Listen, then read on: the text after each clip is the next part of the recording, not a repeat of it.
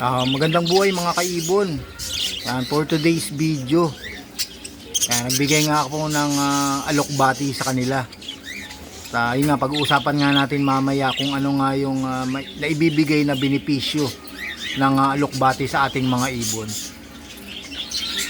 Mamaya pag-uusapan natin yan. Maraming benepisyong binibigay ang dahon ng alokbati sa ating mga ibon. Yan, pag-uusapan natin yan mamaya pagkatapos ng introng ito.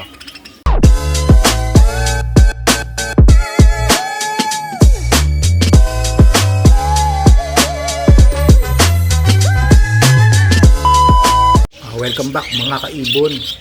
Yan nga, for today's video, ang pagbibigay nga natin ng alokbati sa kanila.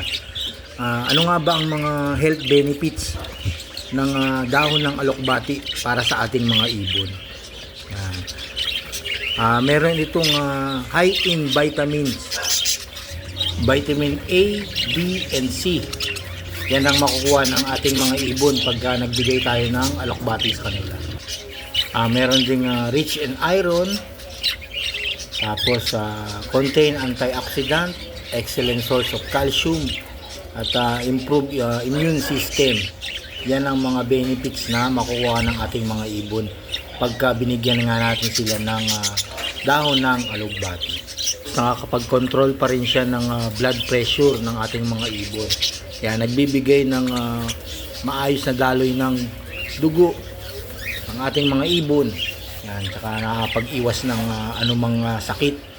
Tapos pagka may mga breeder tayo na mga hen, yan, nakakatulong ito sa kanilang pag-iitlog at malulusog na mga painakay. Yan. Tulad ng pagpapatibay ng kanilang mga itlog. Kasi yung alokbati na yan ay may source of calcium.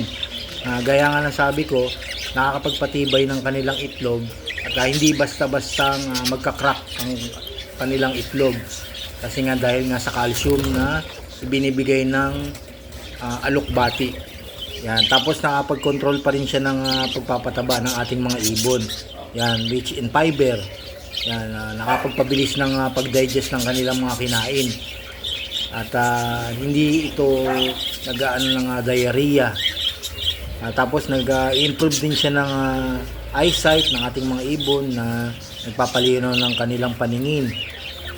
At nagbibigay din siya ng makinis na balahibo at malulusog na mga painakay.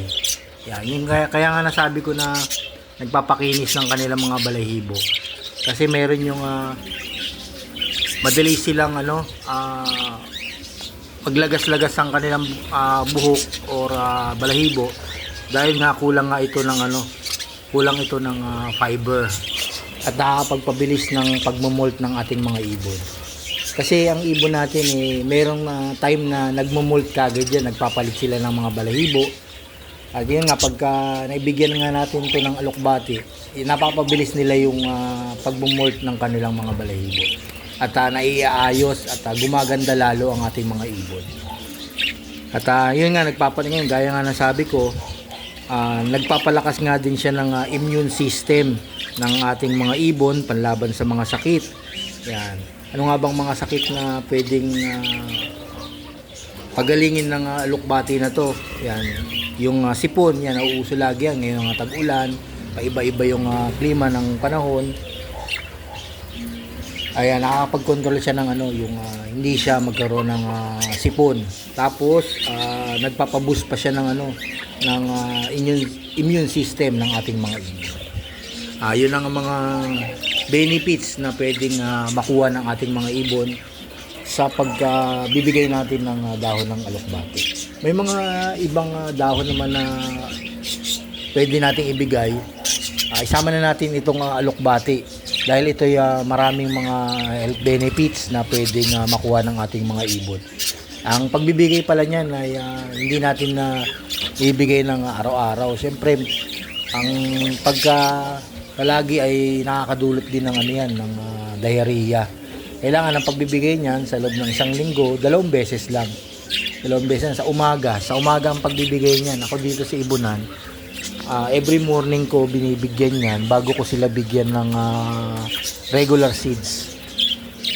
Para sa umpisa pa lang, meron lang vitamins na makukuha dyan sa pagkain nga ng gulay.